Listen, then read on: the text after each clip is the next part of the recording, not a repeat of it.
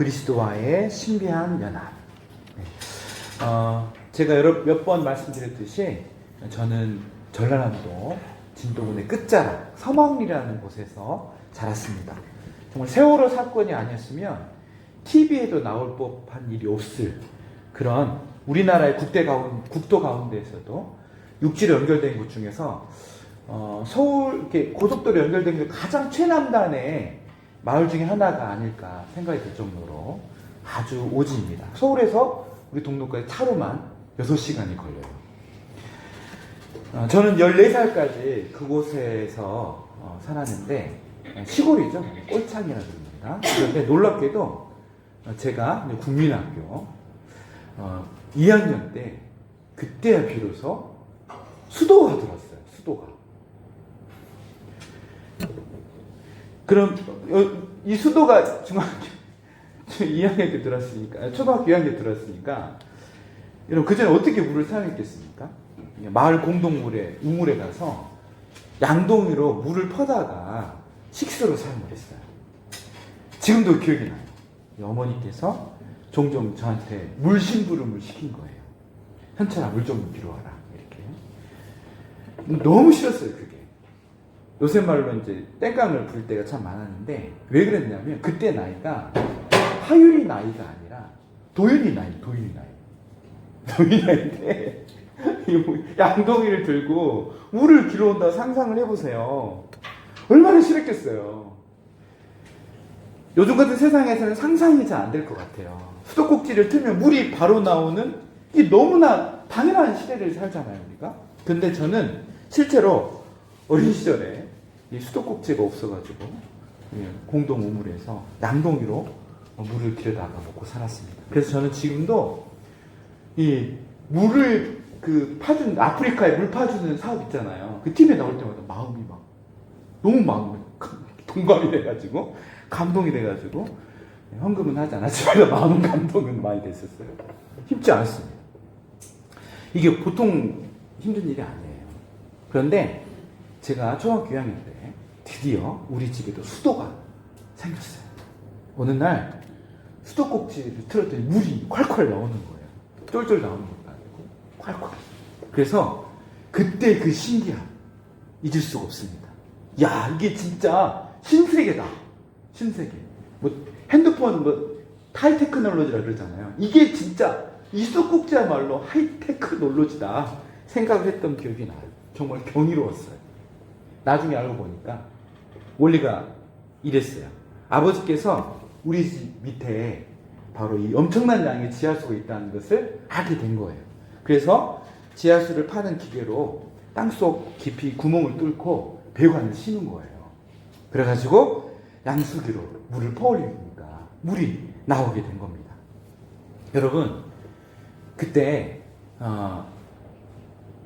제가 너무나 신기하게 그 수도꼭지를 봤었는데 깨닫게 된 게 뭐냐, 어리만 깨닫게 된 거냐, 지하수가 있구나. 지하수에다가 물을 배관을 박아가지고 양수기로 꿀 넣으면 물이 나오는구나. 이걸 깨달은 거예요. 너무 신기했죠? 그런데 어느 날 그 수도꼭지 물이 안 나오는 거예요. 양수기는 돌아가는데, 모터는 돌아갔는데 물이 안 나오는 거예요. 진짜 공포였어요. 와, 다시 그 생활로 돌아간다. 물을 길러 가는 생각으로. 근데 알고 봤더니 그 배관에 이물질이 껴가지고 막힌 거예요. 그래가지고 배관에 있는 그 이물질을 제거하니까 다시 물이 나오는 거예요. 여러분, 제가 이야기를 하는 이유가 있어요. 저는 이 수도꼭지 이 배관의 이 원리가 구원의 메커니즘을 잘 보여주는 거라고 생각을 해요. 배관 속에 이물질이 들어가서 물길을 막고 있으면 이 물이 안 나오는 것처럼, 그쵸? 우리의 이 은혜, 이 사랑의, 진리의 이 하나님 앞에 우리 인생이 배관이 막힌 것처럼 막혀 있잖아요. 그러면 하나님의 은혜를 누릴 수가 없다는 이 단순하지만 명쾌한 예화가 이 배관의 이 메커니즘을 잘 보여준다고 생각을 해요. 하나님은 생명의 근원입니다. 하나님 안에는 우리 스스로 만들어낼 수 없는 모든 좋은 것들, 다시 말해 생명이 다 있어요.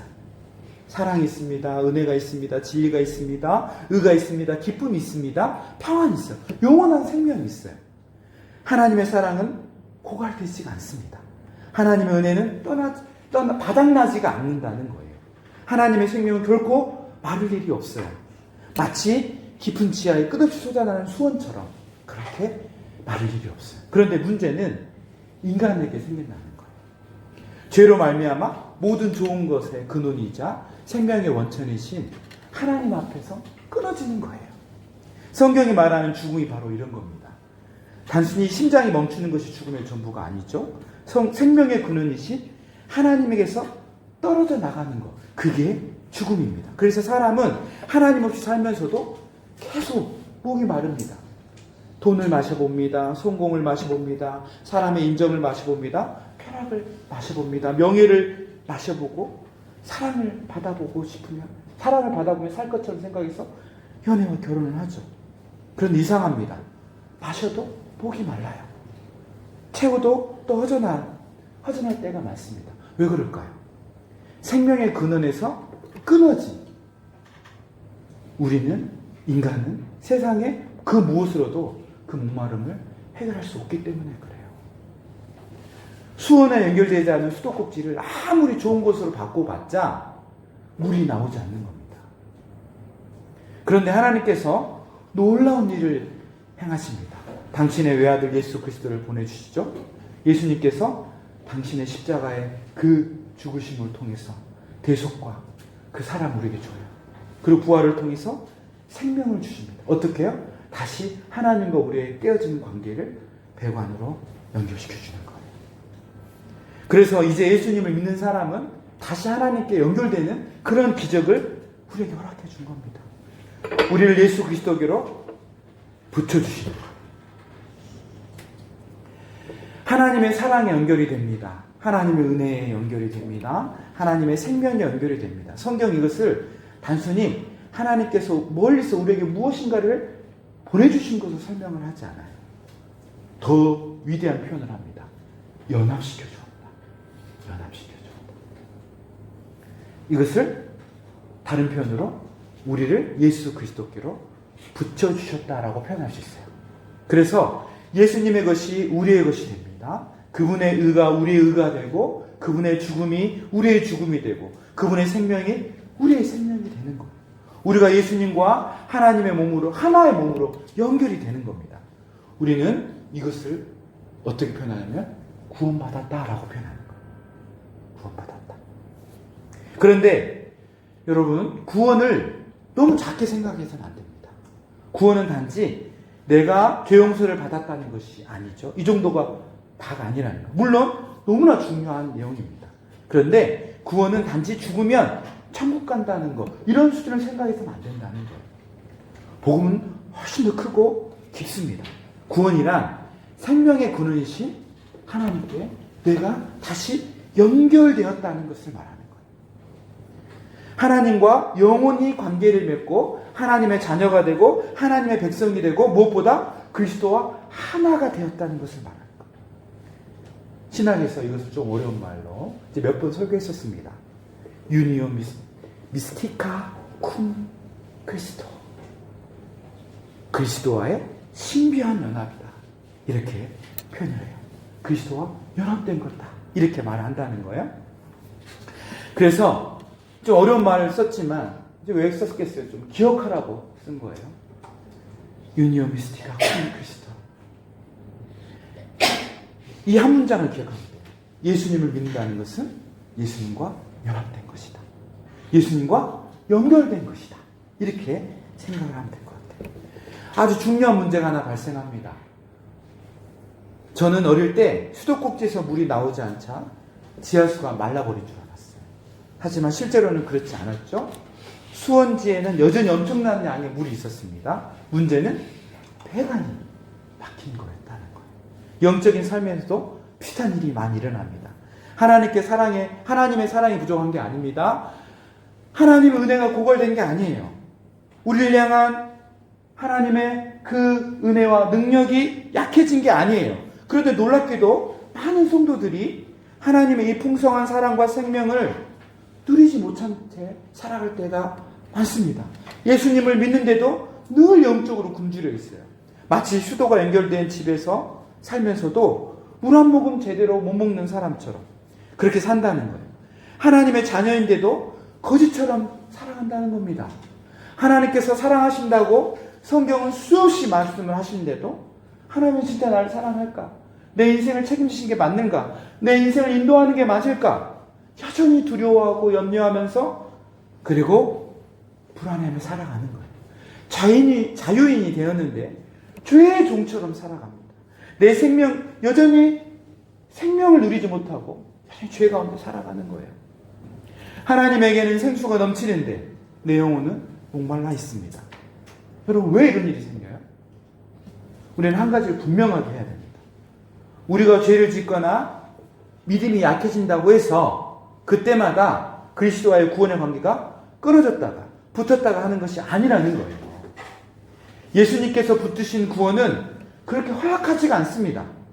그리스도와의 연합 그 자체가 우리의 기분이나 하루의 영적 상태에 따라서 왔다 갔다 하거나 끊어지거나 약해지는 게 아니라는 거예요.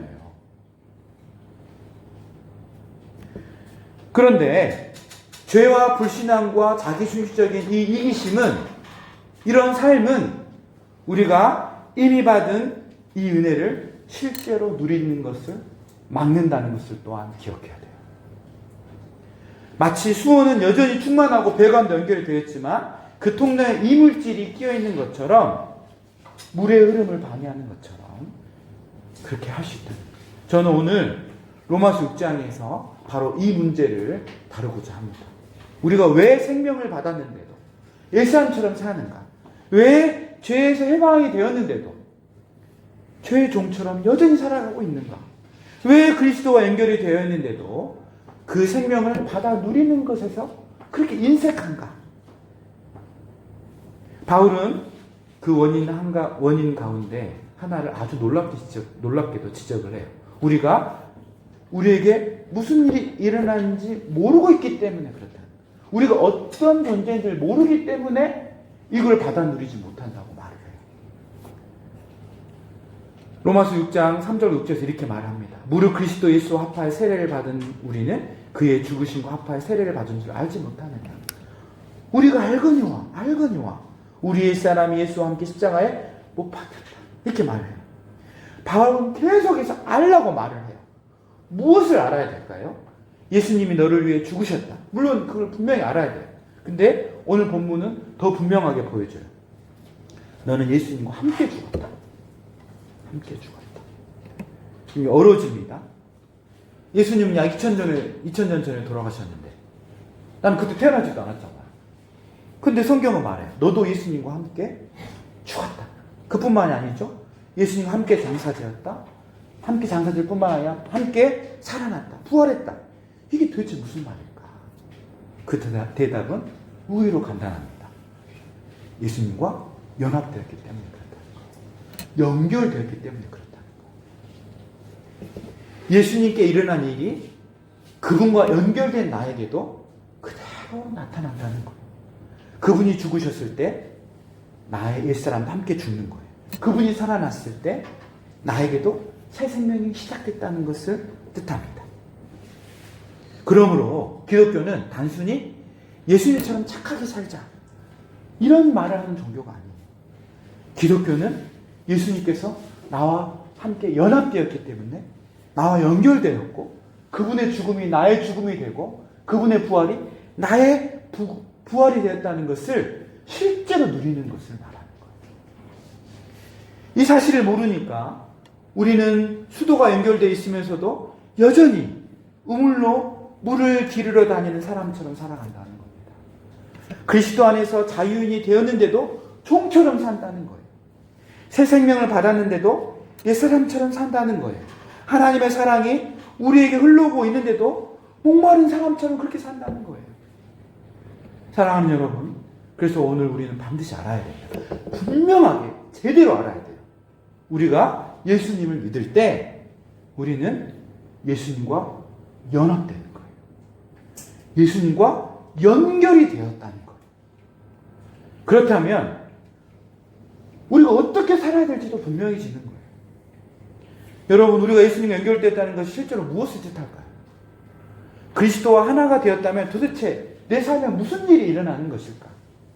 이 질문에 대한 답을 오늘 말씀을 통해 선명하게 스스로에게 내리시길 바라요. 분명히 아시기를 바라요. 자, 첫 번째 대지입니다. 큰 목소리 읽어봅시다. 시작. 예수님과 연결되었다는 것은 그분의 죽음이 나의 죽음이 되었다는 뜻입니다. 예수님과 연합되었다, 예수님과 연결되었다는 뜻은 예수님의 죽음이 나의 죽음이 된다는 것을 뜻해요. 1절을 한번 큰 목소리로 읽어봅시다. 시작. 그런즉 우리가 무슨 말을 하리요? 은혜를 더하게 하려고 죄에 거하겠느냐? 바울이 왜 이런 질문을 던지는지 생각해봐요. 바울이 너무나 놀라운 복음을 선포했기 때문입니다. 죄가 더한 곳에 은혜가 더욱 넘쳤다. 죄가 더한 곳에 은혜가 더욱 넘쳤나니 이렇게 말했죠.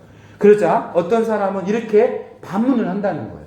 그러면 죄를 지어도 괜찮다는 말입니까? 어차피 하나님께서 다 용서해 주고 더 큰 은혜를 내준다면 그냥 죄 짓고 살아도 되는 거 아닙니까? 죄를 많이 질수록 은혜가 더 많다면 오히려 죄를 더 열심히 지어야 되지 않겠습니까? 이렇게 말한다. 이런 반론에 대해서 사도 바울은 단호하게 말합니다. 그럴 수 없다. 이 말이 참 중요해요. 바울은 이렇게 말하지 않습니다. 예수 믿는 사람이 그러면 되겠느냐? 정신 차리고 똑바로 살아라. 이렇게 말하지 않았다. 도덕적인 잔소리를 하지 않아요.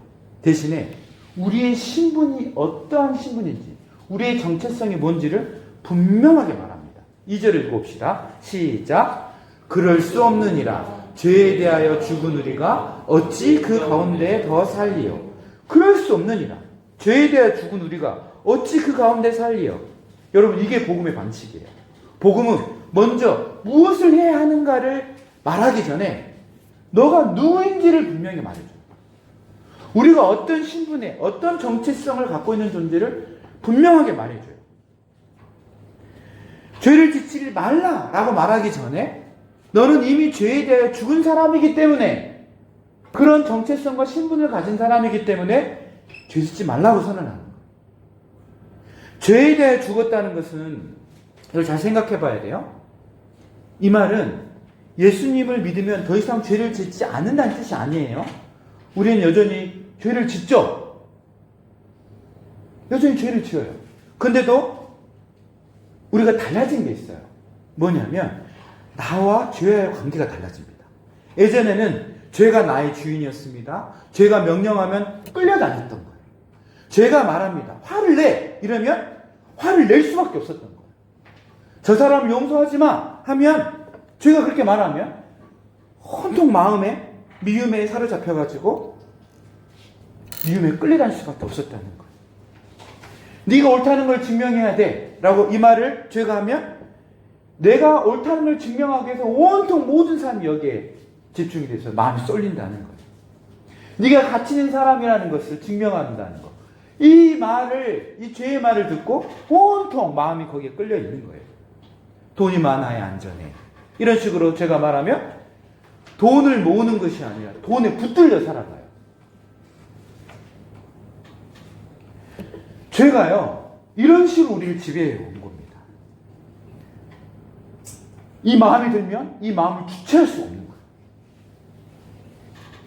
그런데 내가 예수 그리스도께서 십자가에 나를 위하여 죽으시고 부활하심을 내가 믿게 됨으로, 신뢰함으로 그분과 영납되면은 어떤 일이나 죄에 대해 죽는다. 죄에 죽는다. 3절 한번 읽어봅시다. 시작. 무릇 그리스도 예수와 합하여 세례를 받은 우리는 그의 죽으심과 합하여 세례를 받은 줄 알지 못하느냐. 여러분, 이 말은 이제 더 이상 죄가 나를 유혹하지 않는다는 뜻이 아니에요. 나를 지배하고 있던 죄의 권세가 깨졌다는 것을 말해요. 예전에는 죄를 짓고 싶지 않아도 죄를 지을 수밖에 없었어요. 이게 예수 믿기 전의 삶이에요. 질질 끌려다녔던 거예요. 죄에게. 근데 이제는 예수님을 믿는 이제는 어떻게 바뀐 거예요? 죄의 명령이 내게 떨어져도 죄를 안 지을 수 있게 되는 거예요. 끌려다니지 않을 수 있게 된 거예요. 왜요? 죄의 권세가 깨졌기 때문에 그런 거예요. 죄는 여전히 내 마음의 문을 두드립니다. 그러나 이제 문을 열어줘야 할 이유와 책임이 없어진 거예요. 옛 주인이 찾아와서 명령할 수 있어요. 죄를 지어라. 그런데 이제는 우리는 담대하게 말하시는 거예요. 죄는 더 이상 나의 주인이 아니다. 죄가 나를 어찌할 수 없다. 이 말을 할 수 있다는 거예요. 여러분, 이것을, 이 진리를 실제 삶에 적용을 해야 돼요. 죄의 유혹이 올 때 단순히 참아야지, 죄 좀 안 되지, 이렇게 생각하면 안 된다는 거예요. 어떻게 된다는 거예요? 복음을 선포해야 돼요. 죄 유혹이 내게 다가올 때, 죄 지고 싶은 마음이 다가올 때 이렇게 말해야 돼요. 나는 더 이상 죄의 종이 아니다. 화가 치밀어 오를 때 나는 원래 성격이 급하니까 어쩔 수 없어라고 말하면 안 된다는 거예요. 화가 나지만 화가 내 인생의 주인이 아니다라고 말을 해야 된다. 사람의 인정에 목마를 때 저 사람들이 나를 좋게 봐야 하는데라고 생각하지 말라는 거예요. 나는 이미 그리스도 안에서 용납받고 받아들여지고 수용된 존재라는, 사랑받는 존재라는 사실을 말해줘야 돼요. 그걸 선포해줘야 돼요. 여러분, 이거 자기 암시와는 달라요. 자기 암시, 자기 최면과는 다른 겁니다. 이건 무엇이냐면 사실을 선포해주는 거예요. 사실을. 성도의 싸움은 자유를 얻기 위한 싸움이 아닙니다. 왜요? 우리는 이미 자유를 얻은 자들이기 때문에 그래요.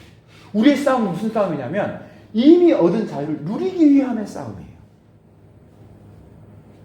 성도의 싸움은 자유를 얻기 위한 싸움이 아니라 뭐라고요? 이미 주어진 이 자유를 제대로 누리기 위한 싸움이라는 거예요. 그러므로 이번 주 한 주 동안 죄의 유혹이 찾아오면 한 가지를 우리는 반복적으로 선포해야 돼요. 뭡니까? 나는 더 이상 죄의 종이 아니다. 이 말을 선포해줘야 돼요. 스스로에게, 내 삶에게. 따라해 봅시다. 나는 더 이상 죄의 종이 아니다. 이 말을 선포해야 된다. 자, 두 번째 대지입니다. 읽어봅시다. 시작. 예수님과 연결되었다는 것은 옛사람이 끝나고 새로운 내가 시작되었다는 뜻입니다. 예수님과 연합되었다. 예수님과 연결되었다는 것은 옛사람이 끝나고 새로운 내가 시작되었다는 것을 뜻해요. 우리는 과거가 나를 규정하려 할 때 십자가에서 이미 끝난 옛사람이라는 사실을 기억해야 돼요. 과거가 나를 지배하려고 할 때 나는 이미 옛사람 죽었다는 사실을 기억해야 된다는 거예요. 4절 한번 읽어봅시다. 시작. 그러므로 우리가 그의 죽으심과 합하여 세례를 받음으로 그와 함께 장사되었나니 이는 아버지의 영광으로 말미암아 그리스도를 죽은 자 가운데서 살리심과 같이 우리로 또한 새 생명 가운데 행하게 하려 함이라. 여러분, 세례가 뭐예요? 세례는 단순히 교회에 등록했다는 표시가 아닙니다. 세례는 우리의 신분이 어떻게 변화되는지를 보여주는 증표예요. 나는 예수 그리스도께 속한 사람이다. 이렇게 말해주는 증표라는 거예요. 여러분, 결혼 반지가 결혼을 만들어내는 건 아니잖아요. 그렇지만 이 결혼 반지는 나는 이 사람과 연결되어 있습니다. 한 몸입니다. 연합된 존재입니다라는 걸 보여주는 게 결혼 반지잖아요. 마찬가지로 세례는 복음을 눈에 보이게 선포해주는 일종의 장치예요. 나는 그리스도와 연합되었습니다. 나는 그리스도와 연결된 사람입니다. 그분의 죽음이 나의 죽음이 되었습니다. 그분의 생명이 나의 생명이 되었습니다라고 보여주는 증표라는 거예요.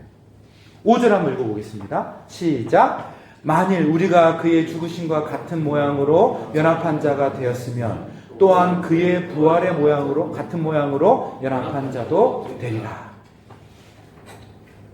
6절도 한번 읽어볼까요? 시작. 우리가 알거니와 우리 옛사람이 예수와 함께 십자가에 못 박힌 것은 죄의 몸이 죽어 다시는 우리가 죄에게 종노릇하지 아니하려 함이니. 우리 옛사람이 십자가에 못 박혔다. 이렇게 말했죠. 여기에서 옛사람은 단순히 성격이 나쁜 그런 나의 성품을 말하는 게 아니에요.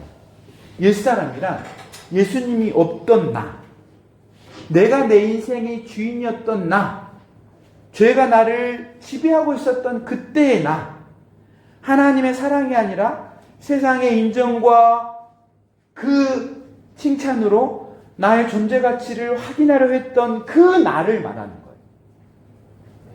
그 사람을 옛사람이라 그래요. 근데 성경은 뭐라 그래요? 그 옛사람이 십자가와 함께 못 박혔대요. 여러분, 이건 되게 실제적인 말입니다.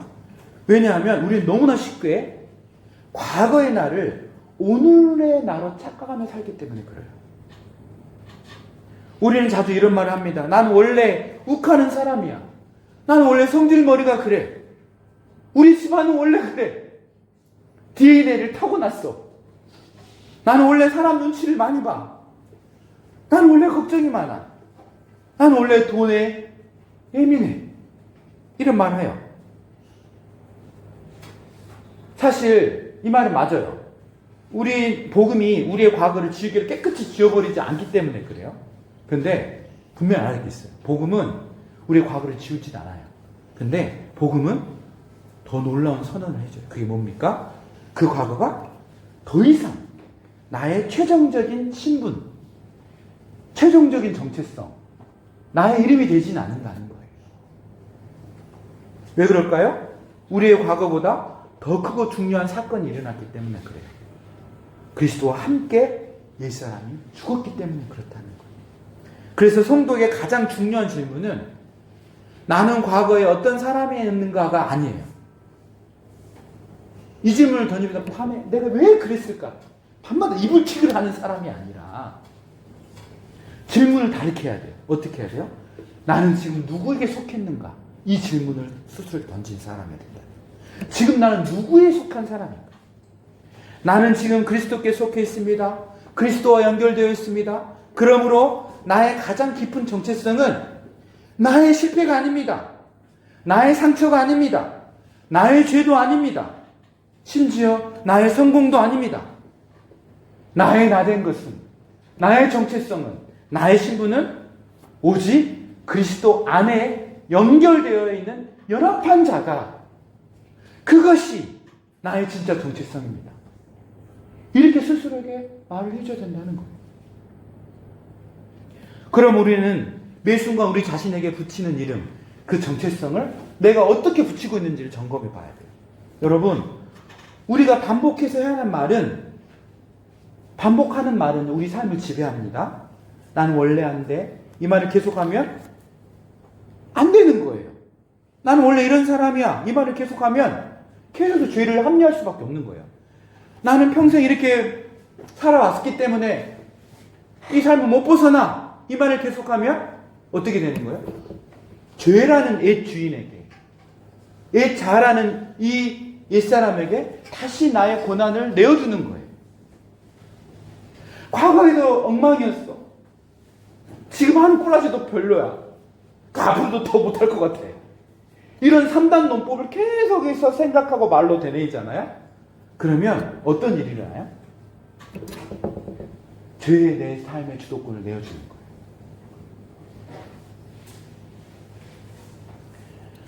나는 아직 싸우고 있지만 나는 더 이상 죄의 종이 아니다.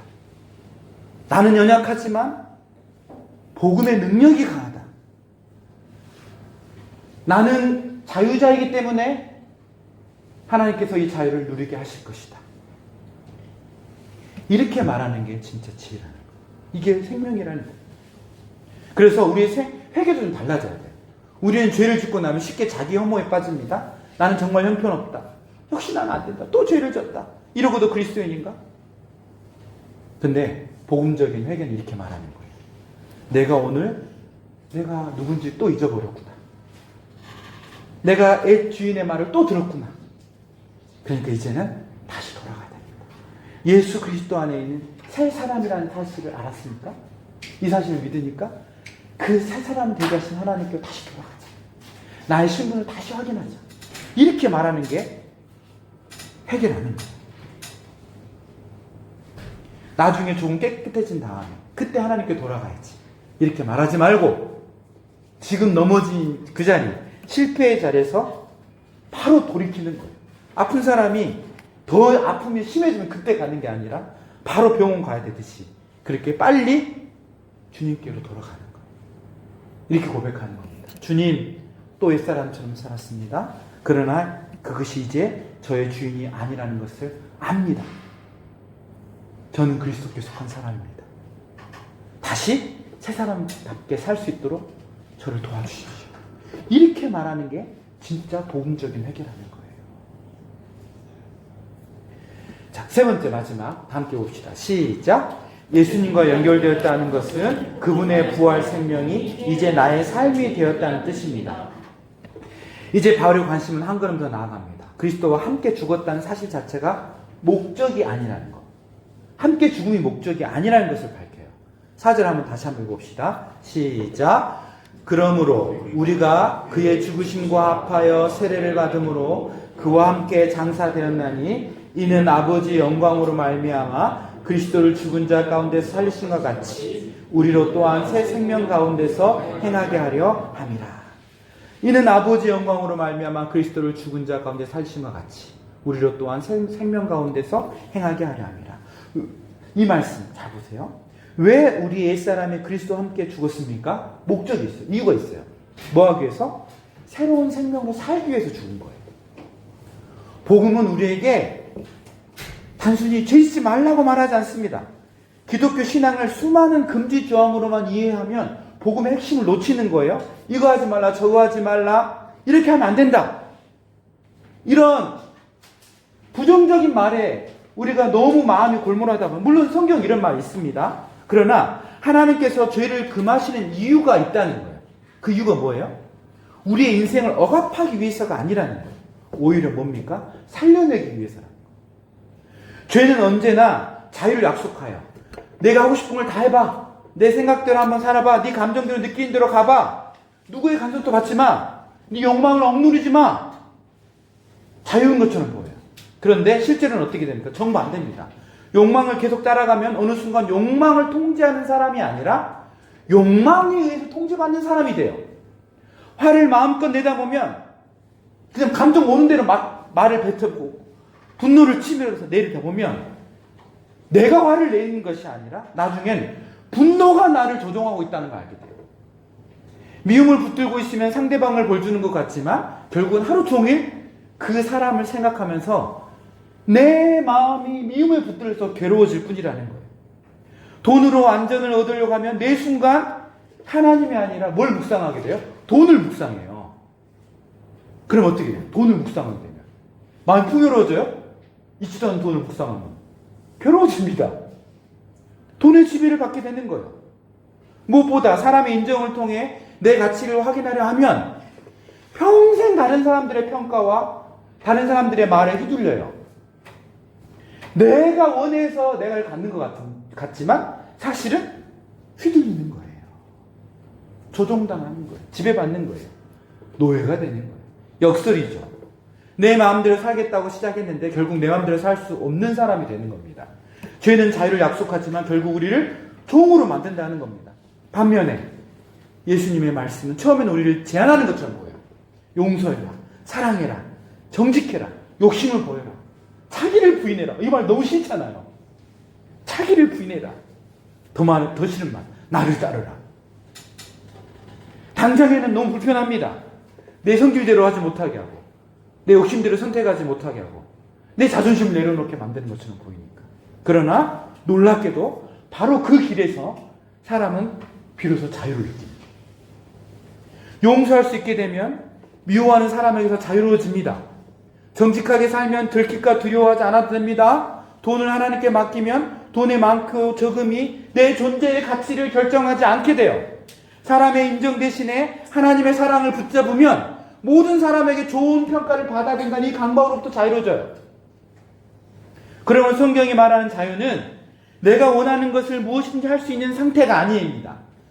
진정한 자유는 죄에게 끌려다니지 않고 하나님께서 창조하신 본래의 목적대로 살아가는 그 자체가 자유예요. 이 능력은 예수님의 도움으로부터 옵니다.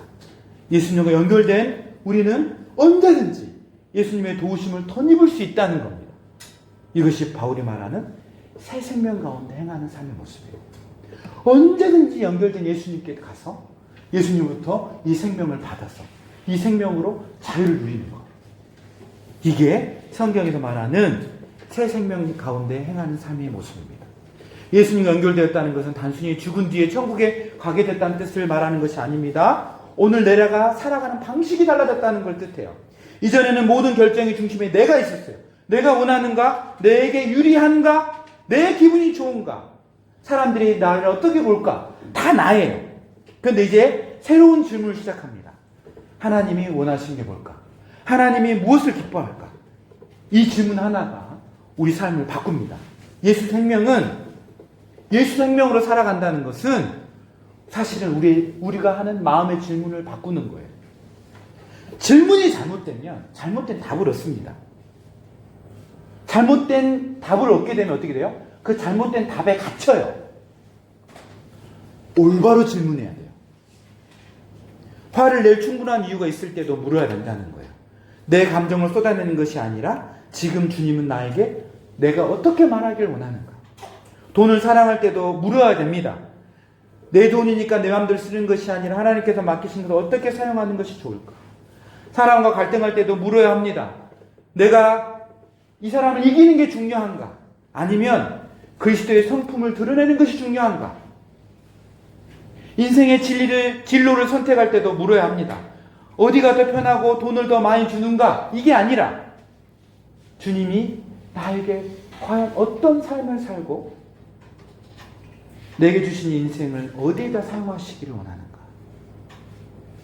사랑하는 여러분, 새 생명이란 새로운 감정을 말하는 것이 아니라 새로운 삶의 방향성을 말하는 겁니다. 항상 기쁘고 항상 믿음이 충만하고 한 번도 흔들리지 않는 그 상태를 새 생명이라 말하지 않아요. 삶의 방향이 바뀐 것을 말하는 거예요. 질문의 방향이 바뀐 것을 말하는 거예요. 예전에는 나를 향해 달려갔다면 이제 하나님을 향해 나가기 시작합니다. 내 감정보다 말씀을 앞세우기 시작하는 거예요. 내 생각보다 하나님의 이 언약을 더 중요하게 생각하는 거예요. 질문이 바뀌는 거예요. 그래서 예수님과 함께 살아난 사람의 가장 중요한 고백은 이것이 되는 겁니다. 주님, 더 이상 불완전한 내 방식을 고집하지 않겠습니다. 나를 지으시고 나보다 나를 더 잘하시는, 나를 나보다 더 사랑하신 그 하나님의 방식으로, 하나님의 뜻대로 살겠습니다. 여러분, 그렇다고 오해하지 마십시오. 예수님과 함께 살아났다고 해서 갑자기 완벽한 사람이 되는 건 아닙니다. 그리스도인은 여전히 넘어집니다. 여전히 흔들리고 감정의 롤러코스터를 탑니다. 심지어 예수님 믿기 전에 옛생활로 돌아갑니다. 더 악해지기도 하죠. 내 안에 지킬 박사와 하이드가 동시에 공존한다는 것을 우리는 알아요. 더 심해지면 어떤 증상가 있줄 아세요? 지킬 박사 하이드는 되게 문학적인 표현이고요. 정신분열 걸린 거 아닌가 생각이 들 정도로 또라이 같다는 생각이 들어있어요. 내가 정신병자가 아닌가 싶을 정도로. 그런데요, 넘어지지 않는 것이 새 생명의 증거가 아닙니다. 넘어져도 다시 하나님 향해 일어나는 것이 새 생명의 증거라는 것을 꼭 기억하십시오. 살아있는 사람은 넘어집니다. 어린아이들 넘어지면서 배우잖아요. 살아있다는 증거예요. 그러나 중요한 건 뭐예요? 다시 일어나고 다시 걷는다는 게 중요한 거죠. 어제 또 화를 냈습니까? 그렇다면 오늘 다시 온유를 선택하십시오. 또 욕심이 졌습니까? 오늘 다시 내려놓으십시오. 또 사람의 인정에 마음을 빼앗겼습니까? 다시 하나님의 사랑으로 돌아오십시오. 새 생명은 어느 날 갑자기 완성되는 것이 아닙니다. 매일 삶의 순간에 말씀을 향한 선택이 쌓이고 쌓여서 매 순간의 선택이 누적되어서 온전한 삶으로 변해가는 겁니다. 여러분, 넘어져도 괜찮아요. 실패해도 괜찮습니다. 예수님의 사랑과 진리 안에서 다시 시작하면 됩니다. 10번 넘어졌습니까? 100번 넘어졌습니까? 그럼 100번, 10번 일어나면 돼요. 왜요? 주님의 은혜가 우리를 향하고 있습니다. 제가 예전에 얘기한 것 같아요. 저를 가르치신 분이 상담학 교수님이 되셨어요. 어느 전화가 왔어요. 철아, 너 목사니까 나도 좀 상담해줘. 상담학 교수님. 왜 웃으면서 왜요? 했더니 야, 이렇게 말하는 게 맞아? 상담을 하다 보면은 결국은 사람들한테 괜찮아요. 그럴 수 있어요. 괜찮아요. 다시 해보세요. 이 말밖에 못한대요. 결론적으로 이 말이 유일한 치료법이래. 이렇게 말하는 게 신앙적으로 맞아? 성경적으로 맞아? 라고 물어보더라고. 네, 맞아요. 딱 하나의 단어가 들어가면. 예수님을 믿으면 예수님 안에서는 그래도 괜찮아. 이렇게 말하면 그럼 복음이 된다고 말했어요. 여러분, 예수님 안에 있으면 괜찮아요. 그 은혜가 우리 안에 있기 때문에 괜찮다고요. 왜요? 예수님 우리를 사랑하고 예수님을 다시 이렇게 살주고 우리를 다시 의롭게 만들어주고 이미 우리는 하나님의 자유인이요 의인입니다. 사랑하는 여러분, 괜찮습니다. 다시 일어나면 돼요. 다시 하나님께 돌아옵니다. 왜요? 하나님의 그 죽으심과 부활하심 예수 그리스도 안에서 나의 죽음이 되고 나의 부활이 되었기 때문입니다. 언제? 이미 완성되었기 때문입니다. 이 사실을 제대로 아시기를 예수님의 이름으로 축원하십니다. 아멘. 함께 기도하겠습니다.